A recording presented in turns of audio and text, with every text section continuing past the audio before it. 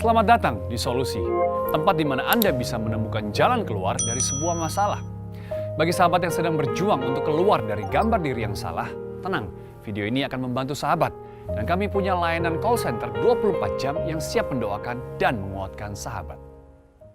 Waktu saya terlibat di dalam narkoba, saya bangga sekali karena orang melihat waktu di lingkungan saya itu, karena kata mereka kalau nggak pakai narkoba itu nggak laki. Jadi karena itu saya tertarik. Waktu saya memakai narkoba itu hanya ingin diakui aja, diakui di lingkungan, saya punya nama, saya ditakuti sama setiap orang.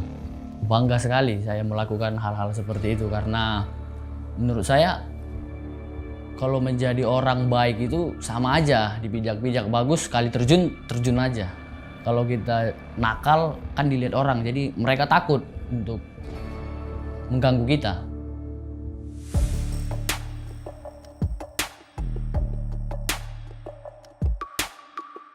Saya dikeluarkan dari sekolah, itu semua karena pengaruh, terutama karena pengaruh narkoba. Saya jadi sering melawan guru, saya suka bolos karena ingin menggunakan narkoba, saya bolos.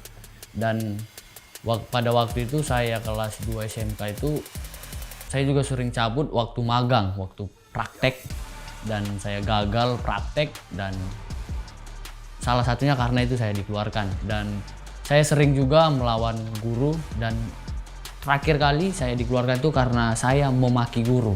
Saya memberikan kata-kata yang tidak baik kepada guru saya. Pada saat saya dikeluarkan, orang tua saya mengatakan dia kecewa sama saya. Dan pada saat itu saya semakin tertekan, saya nggak tahu mau melakukan apa lagi. Dan ujung-ujungnya saya pergi, saya keluar dari rumah, saya menggunakan narkoba.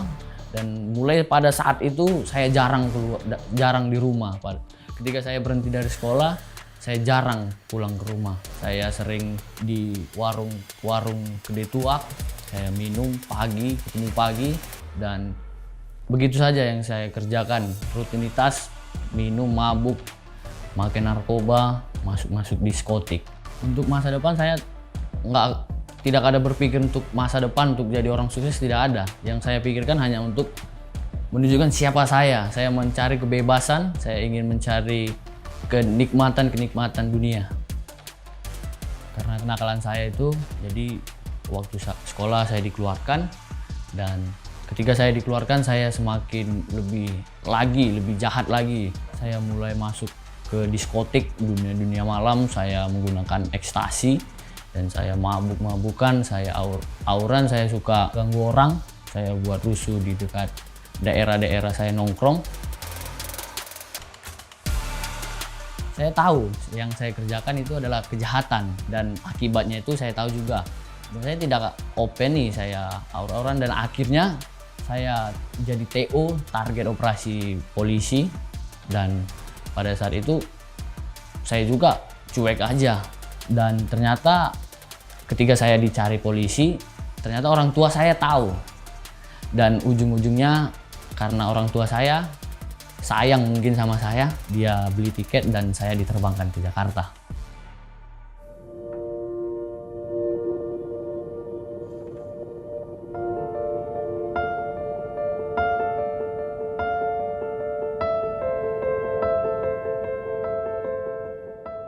Dan saya karena dalam TO, target operasi polisi, dan saya akhirnya diterbangkan orang tua saya ke Jakarta, dan saya tinggal di rumah tante saya, dan kebetulan tante saya seorang hamba Tuhan.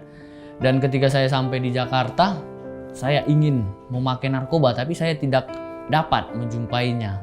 Dan pada saat itu saya merasa badan saya ini sakit-sakit semua, rasa saya ingin menggaruk, mengkoyak badan saya.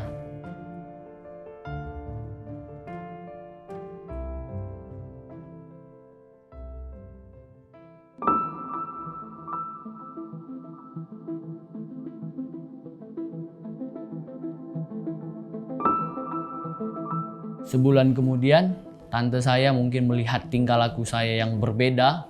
Mungkin dia sudah tahu kenakalan saya.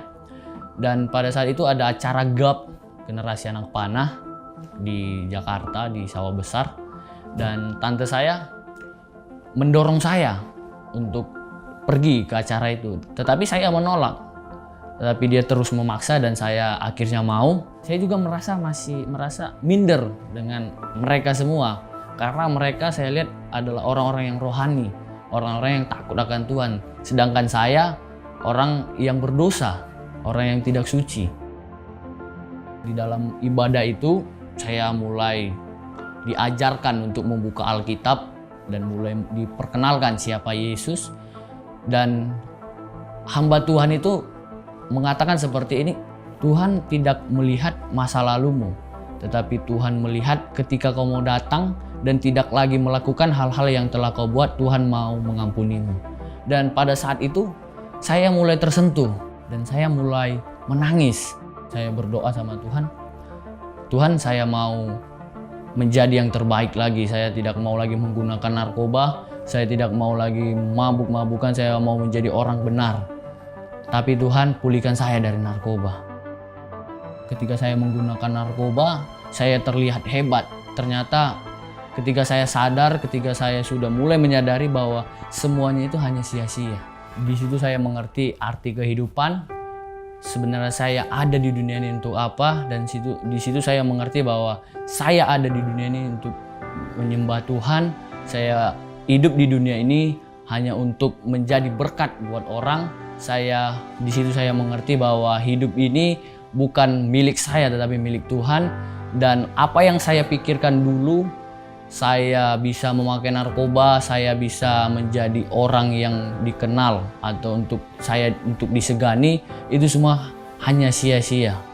Dan di situ banyak saya mengerti, banyak saya pelajari bahwa arti kehidupan sesungguhnya adalah ketika kita hidup, ketika kita ada di dunia ini, kita harus menjadi berkat buat banyak orang lain.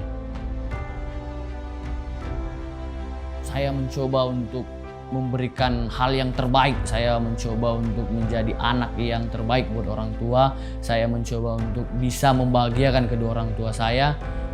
Dan puji Tuhan, pada saat ini orang tua saya sangat senang, sangat bahagia. Saya bisa kembali ke jalannya Tuhan. Setelah saya sudah berhenti narkoba, setelah saya dekat dengan Tuhan, saya meminta maaf kepada ibu saya, kepada bapak saya meminta maaf. Saya bilang saya sangat menyesal selama ini sudah membuat bapak, mama menjadi kecewa melihat saya sering menyakiti atau sering membuat orang mama marah atau emosi. Saya meminta maaf kepada mereka. Dan pada saat itu saya mulai mengetahui bahwa narkoba hanya alat iblis untuk merusak anak-anak muda. Narkoba hanya bisa memberikan kesenangan-kesenangan semata. Narkoba hanya merusak generasi-generasi pada saat ini.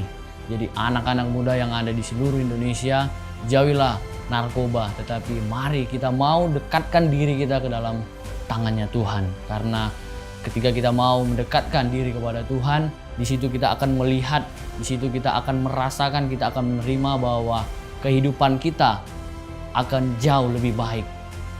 Rancangan Tuhan adalah rancangan yang indah, sama seperti tertulis di dalam Yeremia 29 ayat yang ke-11. Dengan begini bunyi firman Tuhan, sebab aku ini mengetahui rancangan-rancangan apa yang ada padaku mengenai kamu.